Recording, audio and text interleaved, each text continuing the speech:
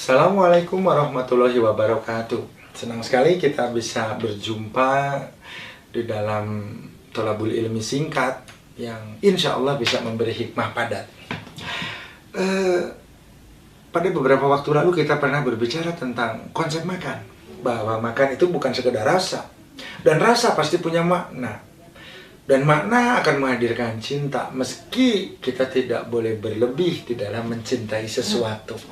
Demikian pula ketika kita mencintai sebuah rasa makanan. Banyak orang menjadi begitu tergila-gila dan kemudian mengalami kesulitan untuk mengendalikan diri saat berhadapan dengan sesuatu apa yang disukai. Makan yang manis baik karena bisa memberi energi. Makan yang asin baik karena bisa menjalankan, menggerakkan, dan bahkan mengalirkan listrik di sekujur tubuh kita melalui jaringan saraf.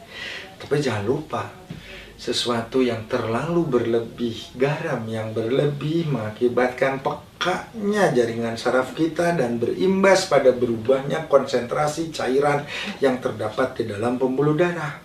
Bahasa sederhananya adalah kita akan meningkatkan tekanan pembuluh darah alias hipertensi. Gula, ya kita sama-sama sudah tahu. Bahkan penyakit ini sudah punya padanan kata di dalam bahasa Indonesia, yaitu darah tinggi. Yaitu diabetes mellitus atau kencing manis. Tadi yang hipertensi, darah tinggi. Mengapa manis dan asin bisa kemudian mengakibatkan penyakit padahal mereka dibutuhkan? Tentu kita harus kembali. Kebutuhan harus diketahui takarannya. Berapa yang sebetulnya menjadi kebutuhan dan berapa yang dikategorikan kelebihan serta berapa yang masuk di dalam kondisi kekurangan. Apa yang terjadi ketika makanan masuk ke dalam tubuh kita? Apa yang terjadi ketika gula atau rasa manis tadi masuk ke dalam tubuh kita?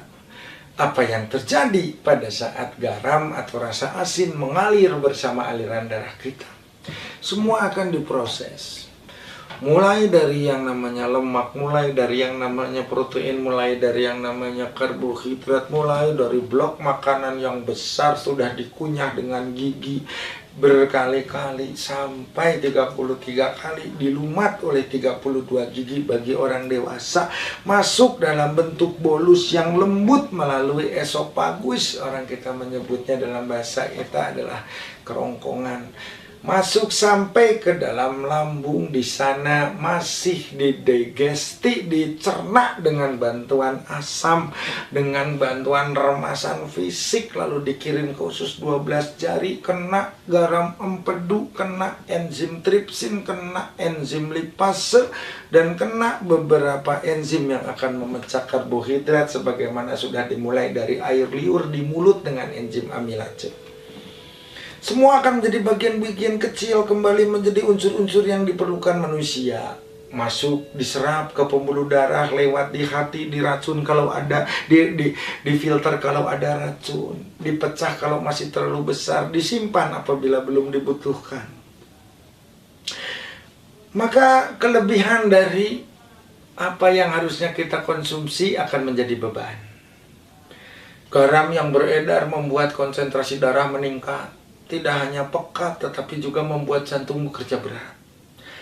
Gula akan mengakibatkan insulin diperas dari pankreas, dari sel-sel beta pankreas yang kemudian menghasilkan insulin tadi dalam jumlah masif dan besar.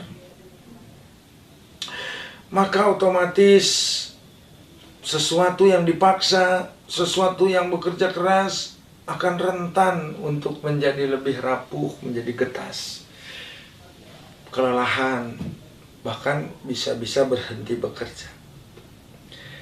Yang terjadi kemudian adalah kurangnya hormon yang bersangkutan, makanan tidak bisa lagi diolah, kadar gula, kadar garam, dan beberapa kadar lain seperti lemak meningkat.